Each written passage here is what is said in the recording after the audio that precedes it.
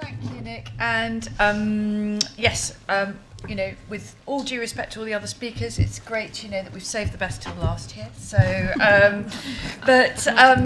yeah, no pressure at all. Yes, I'm Amanda Simmonds. I work as a lead on patient engagement for UCB. We're a Belgian pharmaceutical company, and very pleased alongside Bristol Myers Squibb and Janssen to be sponsoring today. In my role, I really focus on how we can support people to live well with the conditions, with often lifelong chronic conditions, and work a lot with people living with those conditions, and of course with patient organisations such as the Psoriasis Association. I've been working with the Psoriasis Association for coming up for 10 years now, and I've even twice put the running vest on and done the London 10K for the Psoriasis Association, but must say there might not be a third time. So I'm absolutely delighted to be chairing the discussion today, and I think we can promise a really lively and stimulating last session of today. We have a stellar panel, just before I invite them to introduce themselves, I think the focus of this session is around living well with psoriasis. And I don't need to tell everyone here, psoriasis affects everybody in a different way. There's no magic wands, there's no one-size-fits-all way to live well with psoriasis.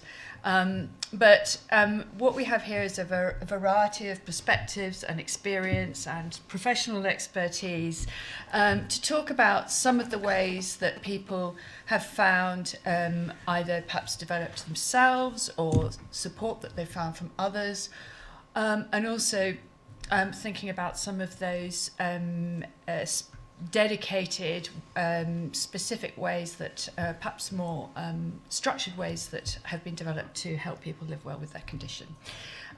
So in terms of format for the session, we're going to do a brief round of introductions, a bit of discussion, and then we're going to leave plenty of time to open up for questions, perhaps people sharing their own ways that they've learned to live well with psoriasis.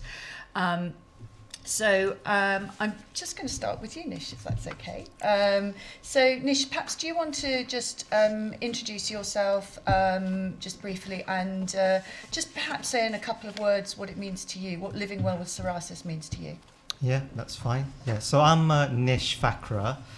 I have chronic plaque psoriasis, and unknowingly, I first started having symptoms 25 years ago. And then it was only 10 years later when I plucked up the courage to go and see the GP. I knew I had psoriasis. And then basically what happens is I tend to have flare-ups around the winter time. And the flare-ups can be mild, so it might be just a little bit of a flaky skin. But more recently, I've been getting sort of more burning sensation feelings inside. So I'll then just fast track to the pandemic period. So I had another flare up, and I was struggling to get an appointment with the dermatologist. So then I did some research online, and I came across the wonderful Psoriasis Association, and they were brilliant because literally I called them up and they really actively listened to my concerns, really just gave that support, just listen, and it really sort of helped me to signpost all the relevant online information. So I came across the forums and got in touch with people, and then I also found that they raise valuable funds for research, as we've seen today. So I got inspired to raise some money for the association. So in February 22. I walked 100 miles over 30 days and raised over £250, which, to me that was fantastic, And then I'll just touch on, some of the things that help me to live well with psoriasis. So one of them is I try and have a good support network. So I'll touch base with friends, family, dermatologists, the Psoriasis Association, and I just reach out and say, you know, I'm struggling here, you know. And what I found is that when I've shared my stories with friends and family, they actually tell me that they've got someone in their family that has psoriasis. So we sort of bounce our ideas off each other. And the other thing is, I work on having a positive mental mindset. So I'll do things like square breathing, which is basically I'll take a moment in the day and I'll just take a deep inhale of breath, hold, and then exhale. So I'll do that maybe a couple of times a day. I'll work on just self-care. So I'll just remind myself, you know, that everything's going to be okay, and just do that. So that really helps me, just having a positive mental mindset. Okay, is that okay? Emma. Hi. I don't know how close to go to the mic. I'm Emma. I was diagnosed with plaque psoriasis in 2008 after having strep and conjunctivitis and a UTI. And then in 2018, I was diagnosed with psoriatic arthritis, which should have actually been diagnosed sooner, but that's another story for another time. And then I have some other conditions as well, which add into the fun of pain and fatigue and everything. But they're my main kind of conditions that I try and deal with on a daily basis. I do actually work for Versus Arthritis as well, which is convenient. So in terms of kind of support networks and stuff, Psoriasis Association and Versus Arthritis have been my go-tos, really. I think in terms of trying to live well with psoriasis, I mean, for me, medications played a huge part. I know that's not for everyone, but it's, for me, been an absolute life changer, really. And then as well, focusing on mental health, self-care, speaking to people, and mostly knowing my limitations. So I've just tried to learn that I can't do everything, and there's not going to be like a magical fix or anything, and just understanding how to navigate that. But community's probably been the biggest thing. A lot of my speaking, I share a lot online. If you have seen my Instagram, I do not hold back. I will share everything. But that's been huge for me, and it's where I found the biggest support network and other people in a similar position as well, which has been so helpful, and given me experiences like this as well, which is just fantastic. And I want to just keep having moments like this and sharing my story in the hopes that it will help other people, because I remember how completely confused and isolated I felt when I was diagnosed. I was in uni and I just didn't know a thing about psoriasis, and it's just been many years of finding people, doing a lot of research myself as well, to understand it a lot more, really. So Thanks, Emma. And I think we already heard sort of two very different ways of living with psoriasis and learning to live well. Vanessa, yes. Can you speak about it out here at the back? Yeah, I'll speak more into the microphone. I know I'm getting old and maybe probably a bit deaf. let's bring the mic. Okay, we'll bring them nearer us. How's that? Is that better? Okay, perfect. Vanessa. Okay. Hi, I'm Vanessa. I was diagnosed with guttate psoriasis when I was about 18, so it's coming on 34 years now. And as the years went by, it developed into plaque psoriasis and flexural psoriasis. I know back when I was 18, I had a really bad strep throat infection, and one of my friends at school, we'd finished school and she committed suicide, and I think those two things were the triggers for me. And since then, whenever I have a bad throat, I can kind of tell when it's a strep throat infection, and I have to get antibiotics quite quickly to deal with that.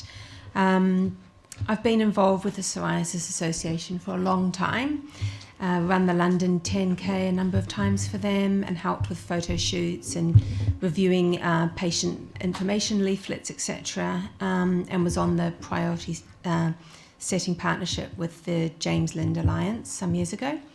And I think for me, having had psoriasis for so many years, living well with the condition is about exercise. For me, it's running, getting out there, having time for myself. It's like my mental health time. Eating healthily when I can, but not dieting or sort of omitting things from my diet, but making healthy choices, drinking a lot of water, being careful that I don't drink too much alcohol, and having time for myself. And obviously it sounds easy to say, but trying to minimize stress in my life. And those are the things I focus on so that my life quality is as good as it can be. Yeah, thank you. Thanks, Vanessa. And Chris, I'm guessing from your professional perspective, all of this is I guess a number of ways that you've experienced in your professional life as finding, hearing from patients. Perhaps you'd like to talk a little bit about some of the things that you've actually developed to help people live well. Sure, thank you. Can you hear me okay at the back? Good, okay. So I have been involved with psoriasis research and a clinical practice probably since 2012, I think, really. I did a small study before then, but really I got involved since 2012. And it very quickly became apparent to me that there were some really good dermatologists who understood that the mental health component, as we're talking about it today, what I mean by that is everything, what the patient thinks, feels and does plays a part in the psoriasis. But what was really interesting at that time was how little general practitioners knew about that. That's the first thing. And also the general public were not aware of what psoriasis was. So initially I embarked on a big public health campaign called See Psoriasis Look Deeper. And we aimed to improve the knowledge generally of the general public around psoriasis and to stop judging people, to stop thinking that it was contagious and to help them have a better understanding of what living with psoriasis was. And then overlapping with that was something called the Impact Programme, which I'm sure many of you heard about. I was lucky enough to work with Professor Chris Griffiths in Manchester, and Chris is one of those dermatologists who said mental health is at the core of living well with psoriasis. So we developed the Impact Programme, and one of the components of the Impact Programme focused very much on living well with psoriasis. And in particular, we developed a campaign which Russ Cowper was involved with, actually very central to that campaign, to educate clinicians, both general practitioners and general dermatologists who don't specialise in psoriasis, educate them about the latest findings and what psoriasis was and the general impact that it had on people, as well as, again, the general public. And that was a massively successful programme for me personally, because it for the first time in my professional career, I've done this job for a very long time, 40 years of working in long-term conditions. For the first time, well-being, psychological aspects, mental health was really put at the core of living well. And it was like pushing at an open door with a lot of clinicians who said, well, we know this, but we don't know what to do about it. So that was my cue to come in and say, well, I know what to do about it. And so I developed the So Well programme, which I'll talk a little bit more about. I won't hog the mic. So that's just to say that from a professional perspective, having dermatologists and patients who wanted to work together for me was absolutely crucial. We had a lot of involvement from pharma, from industry, and that was crucial as well. We formed partnerships, and these partnerships have stood the test of time. I'm still in touch with Russ. I met Vanessa on the PSP, and we do a lot of partnership work. I do a lot of partnership work now, both with the Psoriasis Association and with another organisation called Global Skin. So that was the kind of professional angle of it. But during my time in the early stages of impact, I developed psoriasis. How did that happen? You know, it was amazing that all of a sudden I had the experience of living with plaque psoriasis. Fortunately, it's mild and very easily managed and not medically managed. I think I manage it well myself, but that was such a shock to me. I've never had a long-term condition. I've never had another serious illness in my life. And suddenly I was living the experience that I was researching. So that was a bit of a kind of interesting experience, shall we say. So I won't say any more now at this stage, but I'll come back to some of those research studies, if that's okay. Great, yeah, fabulous. Thanks, Chris. I think, you know, obviously we've had a wide variety of perspectives. I think it'd be interesting to go back to the panel. Really sort of, obviously we're now, thankfully, post-pandemic, but that was a very stressful and a very lonely time for people. As we know, you know, stress and psoriasis can go hand in hand. And just wondering, have you got any particular stories sort of to share around actually how you coped during the pandemic? Were there any particular resources? You've talked already about the Psoriasis Association, Nish, that you actually discovered them during the pandemic. Any thoughts as to perhaps how people sort of coped during that? Yeah, sure. So some of the things are, which I've already touched on, the mindfulness. So I do a lot of walking in nature, and you know, it's brilliant because, you know, whether I go for 20 minutes, an hour, I just take in all the beautiful surroundings, you know, the birds singing, the flowers blossoming, and that really does help with my mental health. And one of the other things which really has helped me is giving back to the community. So, you know, I've been working with a local charity who support schools with providing food hampers for families. And it's not just the sense that you're giving back, and obviously you have a sense of gratitude and appreciation for what we already have. So even though psoriasis does cause some concerns, I always remind myself that I'm grateful for things that I have. But the people I've worked with, they've also become a fantastic support hub. So yeah, that's just a couple of things. What about you, Anne? It was a mix for me, but it was really interesting and eye-opening. I started my medication just before we went into lockdown.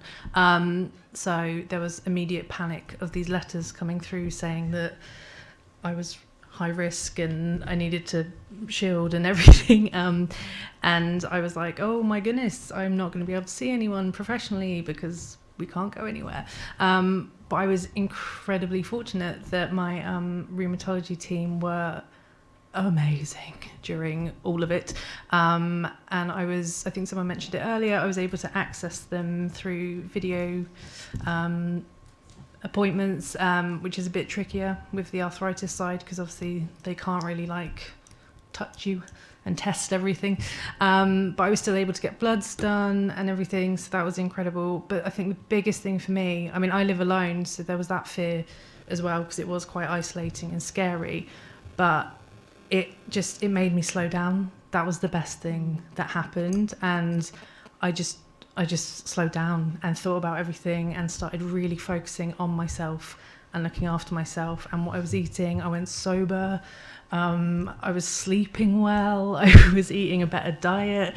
And I always feel really guilty saying it because of how awful it was for so many people. But it was actually kind of like one of the best moments for me because I just turned my life around and actually started listening to my body and, yeah, looking after myself. And it gave me more time as well to do more stuff online and speak with people and see how we could all start communicating and helping each other in that setting. So yeah, kind of strangely grateful for it.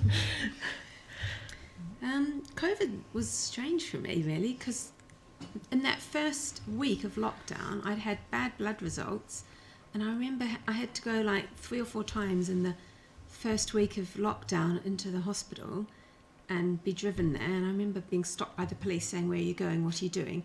But after that all settled down, it was okay. And I think it was just some weird reality that I never really got my head around, that we were in a lockdown. There was this pandemic, but I had to go and make sure my blood tests were okay.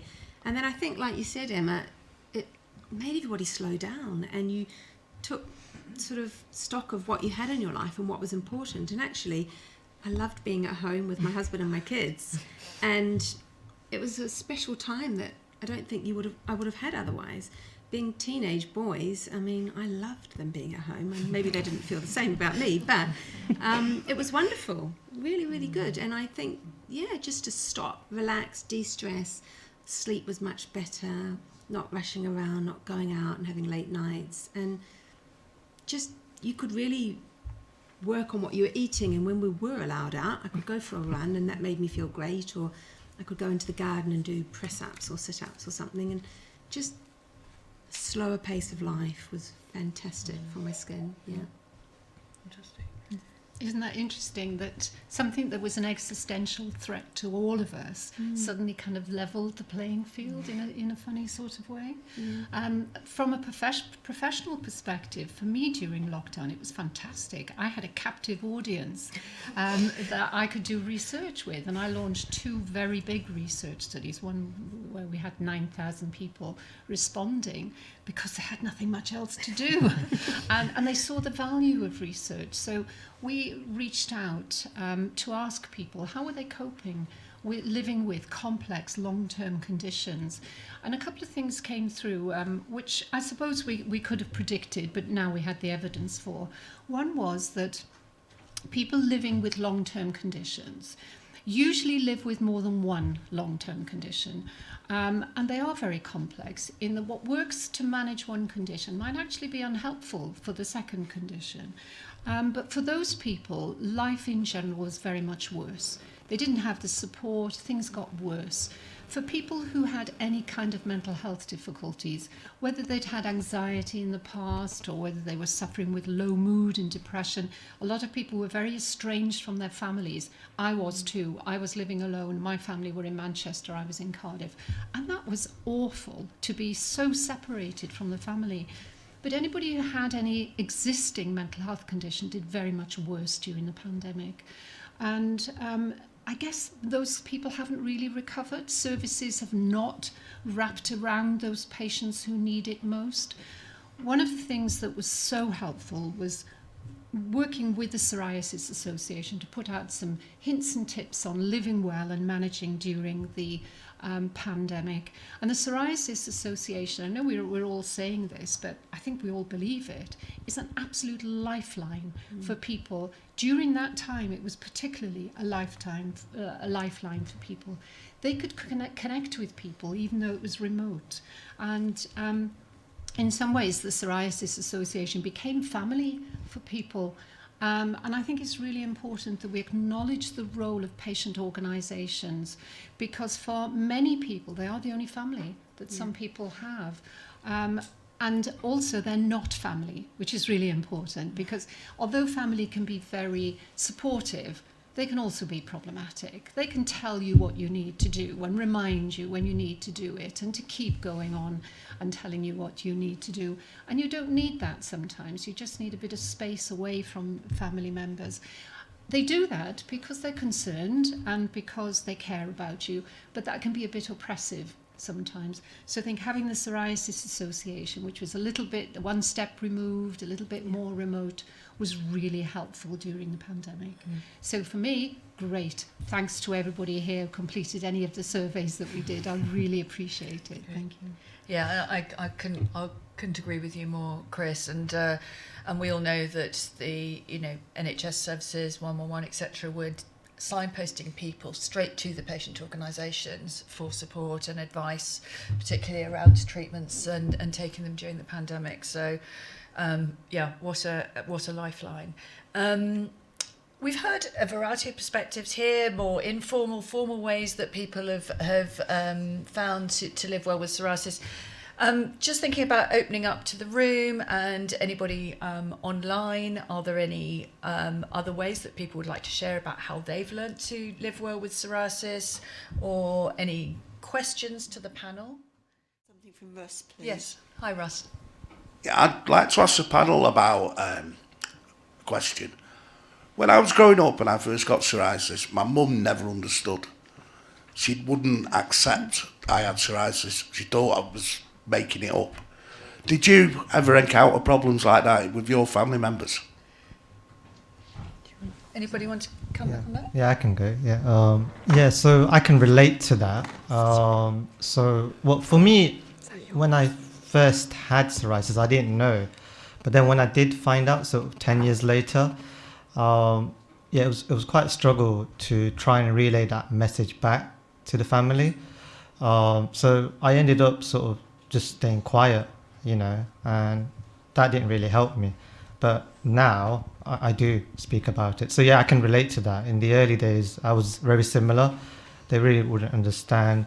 Well, I didn't understand it myself, so I guess, they weren't going to understand it. But yeah, I sort of then went into a bit of a shell, sort of tried to sort it out on myself. But then obviously when I went to the GP and then I knew I had psoriasis, well, first I thought, well, how do you even spell psoriasis, so difficult. But yeah, I can relate to that. So that happened earlier on, but now they do have more of an understanding and they're very supportive. So one of the things I forgot to mention earlier was, so when I have flare-ups, and they can get quite bad, so with if I link it to diet, if I have anything that's remotely spicy, it will really cause a painful burning sensation inside. So obviously I'm Asian, and in our sort of cuisines, we do add a bit of spice. So basically we'll be at the dinner table and my family can see that I'm struggling. So they sort of then realize that actually, they need to just sort of understand that I might not be able to eat the food that they're having, and let me just try and have my own diet. So I hope that helps answer your question. Yeah. Don't know have anybody else got any other thoughts about family? Or I'm thinking also perhaps expanding Russ's question. You've talked a lot about what you do personally to live well with psoriasis, but we know that there's so much that other people can do. So what is it? Is it family? Is it your clinicians, or is it broader public at large? What is it that people can do, others can do, to help you live well? I think I've got something on that. I was actually talking to someone about this earlier. I kind of struggle with it because I was originally with dermatology and I've not seen or heard from them for years, because as soon as I was diagnosed with psoriatic arthritis, rheumatology stepped in, and then dermatology just kind of went, oh, well, you're with them now. And it's like, but I've still got psoriasis, so why can't I see both of you? Because I still get flare-ups. Like, my medication is doing a great job, but there's still times that it can get really bad. And there's sometimes where I get a different type of psoriasis, so I want to be able to talk to someone in dermatology about how to deal with that, because rheumatology know a fair amount, but that's not what they are focusing on. They're focusing on my joints and the inflammation. So that's, in terms of family, I'm really fortunate. Not so much fortunate in the way that most of my family have chronic conditions, so I've adopted them all. But they get it. They're very supportive. It's great. And like I said, from being on a big online community, I'm really fortunate to have that support as well. But I come across so many people who don't have anyone or anything, and are in a similar position where, because it's not, I feel like it's still not spoken about enough, even though it seems like it is to us, because it's our world. We get it, we see it. So social media. Yeah, we source it. It's there, but there's still so many people. If I say the word psoriasis, they're just like, "Are you sneezing? What is that?" And then if they do Google it, they're just like, "Ugh." And then the whole is it contagious and blah blah blah. So yeah, like education for me is one of the biggest things. Like, and I really wish it was spoken more as psoriatic disease, because it's nothing against anyone today, but there were moments where I was like, I feel like psoriatic arthritis isn't really thought about in a lot. Like, I know it is thought about, but not spoken about as much. It's been very like skin. And yeah, so I struggle with that. It feels like they're separated a lot and they need to be together. And it can actually fall into a bit of a gap. It can't it? And I mean, you know, you work for versus arthritis. We know that, you know, there are things like rheumatoid arthritis and osteoarthritis tend to get focused on by, you know, arthritis organisations, and then psoriatic arthritis can fall into a gap. Yeah, definitely, because people assume that if I'm talking about psoriatic arthritis, I'll come straight here. It will all be. And I do get a lot of my information around psoriatic arthritis from Psoriasis UK Association. But yeah, it still feels like there's a divide, which, Amanda? Yeah. Another question. Oh, yeah. Thank you to the panel, Amanda, Chris, Nish and Vanessa. And that. My question's it's a lot more of a lighter note. So just want to, before I change the tone of the environment here, but I'm hoping there's a subtle benefit with the question, both from sort of a living with psoriasis perspective, educating the public, and addressing mental health challenges as well. But quite keen to explore the role of humour and the idea of just, even if it's a simple joke or watching something quite humorous, because I find that quite powerful in terms of, you know, picking one up and changing their mindset. I mean, not in terms of your jokes like why is the logo purple or something like that, but quite keen to sort of explore and understand how the panel and all the other people here use humour, or could possibly use humour to just pick themselves up and smile and be a little bit more pleasant, given all that's happened as a silver lining. Thank you. Yeah, what a great question. Yeah, I like it. Chris. Yeah. Sorry. Yeah. One of the things that we did with the Impact programme was to enlist the help of a comedian, Toby Haydock.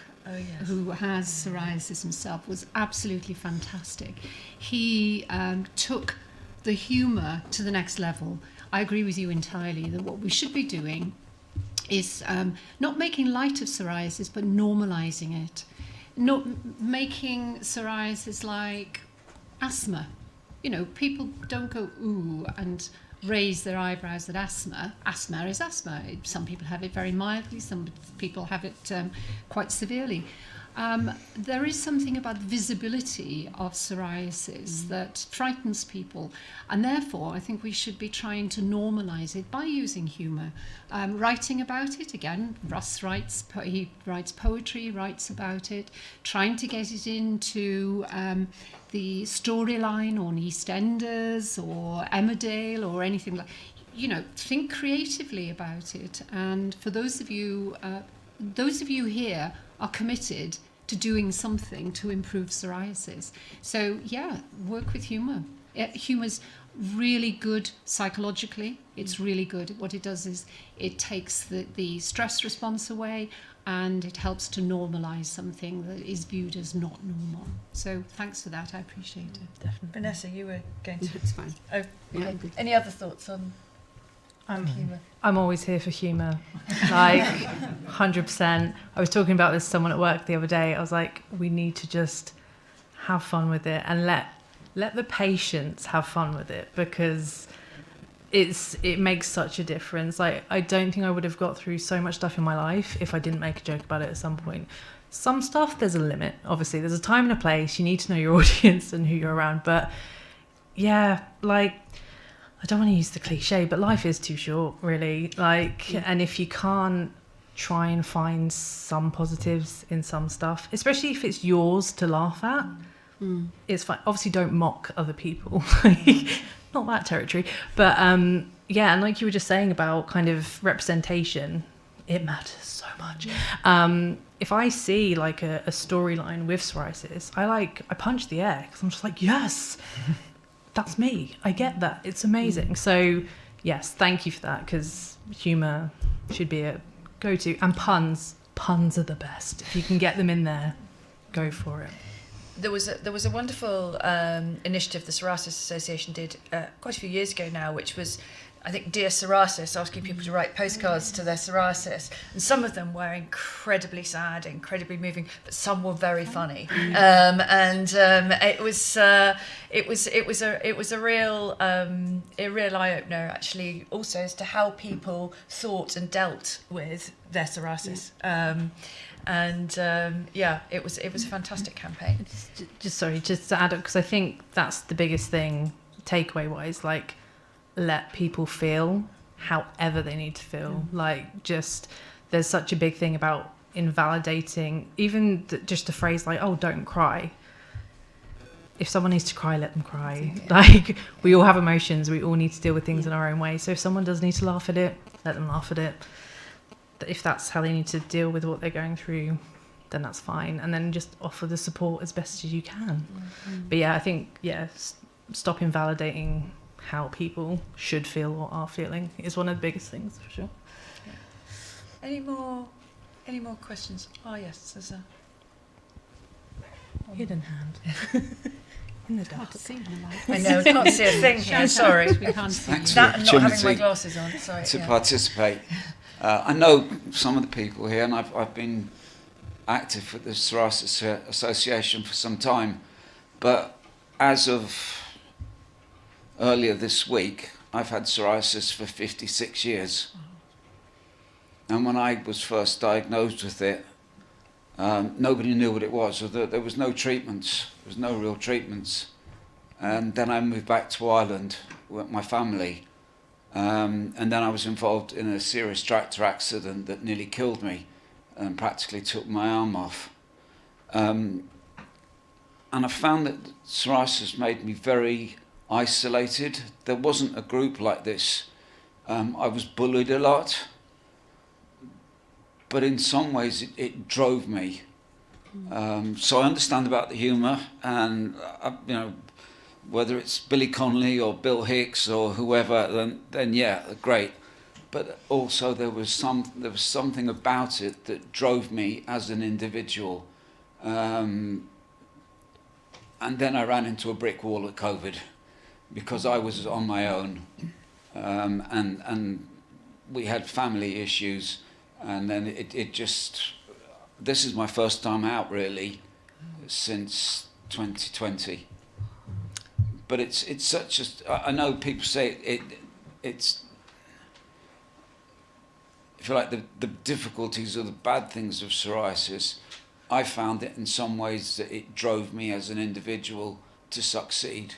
And I was bullied. I was told I couldn't go swimming by a lifeguard. And I was 10 years old, and I was with my club, or the Scouts Association, and to be told to get out of a pool with your peers around you, and it in some ways it hardened me. I don't know if that's helpful to anyone else, or if anyone else has found it to be very isolating as a disease or condition, whatever anyone wants to call it.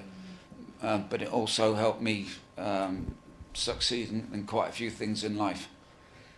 Brian, it's fantastic that you're here today, and I think your resilience is quite inspiring. But nobody should have to be put up with, that sort of treatment or attitude from other people. And I think I think it sort of comes back to, what is it that other people need to do to actually support people with psoriasis to live well.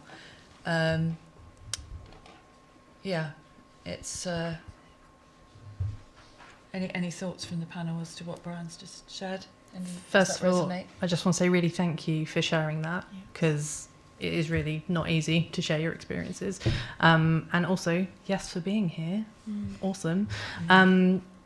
Relate quite a bit with the swimming. That's me from the photo shoot. And it was one of those things like, I'm doing this photo shoot for the Psoriasis Association, but I'm really anxious to get in a pool with my psoriasis on show, because I've not been in a pool for swimming was my life. I was training for years, and once I was diagnosed, I was like, I'm not going in a pool. If I am, I'm covering myself head to toe. And that was the first time I just went, oh, do you know what?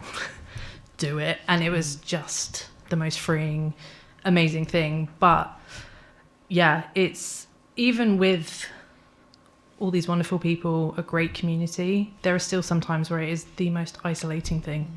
Really is. Because you just, going back to everyone has their own experience, it's always going to be your own experience of it. And like, you can't always put on a positive face.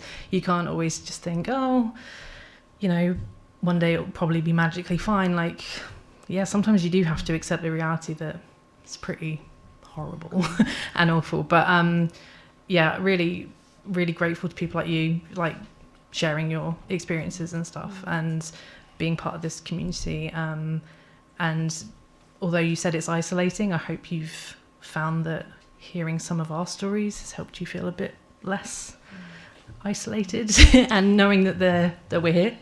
So Growing up, Yeah. that I felt alone. There was nothing like the Psoriasis Association, and I just had to get on with things. Yeah. And trying to live with, I was told that I wasn't going to have the use of my arm again after the accident. And then guess what? My psoriasis flared. So, but I kept going. Yeah. It was something that helped drive me. It was almost like that anger. yeah. I got angry with it, and it drove me. It's hard to accept. It took me years and years to accept that psoriasis was a part of me. I think on my 40th birthday I decided, right, that's it. It isn't going to go away. I have to now accept it. And just getting back to the swimming, I never took my kids swimming when they were little, and it's sad, but I couldn't bear to get in a swimming costume and take them in the pool. I'm conscious of time. Yes. And Sorry, can I just do one more question? Yeah. John's had his hand up. Thank you. Yeah, sorry. I just wanted to say that I very much relate to the swimming incident. I've had psoriasis for just over 60 years now. I wasn't kicked out of a swimming pool, but the school where we had the swimming pool took absolutely no notice of the fact that I'd got a skin condition, and I then had to spend the rest of the day with my skin on fire because I wasn't able to do anything with it afterwards. And as a youngster I didn't know what to do anyway. And the long shot of that is I wouldn't go in the swimming pool now if you paid me. And quite honestly, I'm scared of a shower as well. It's just almost developed into a phobia. Hopefully schools are a bit more conscious of people with skin problems, and instead of rushing them off to do their maths lesson or French or whatever it is, give them a chance to dry off properly, not just rub their skins to death, and put some cream or something on afterwards. It would certainly make a big difference to their well-being, I think. So yes, thank you. Thank you. Can I just make one quick comment? Thank you for sharing those experiences. It just goes to show, doesn't it, that it might have been 60 years ago that you had that experience, but it leaves scars, especially on children who don't understand what's happening. But coming back to Julia's point, which I think is really important for us to take away, attitudes have changed. Things have changed. People no longer see people with skin conditions of any type, especially psoriasis, as a problem. They just see it as somebody with a skin condition. I'm not minimising some of the experiences that some of you might have, but just hold on to that belief that things have changed. Medicines have changed. Healthcare practitioners' attitudes to management, it's changed and it's continuing to change. So get out there, show it off, be representative of all of us with psoriasis and just face it off. Yeah, you have psoriasis. So what?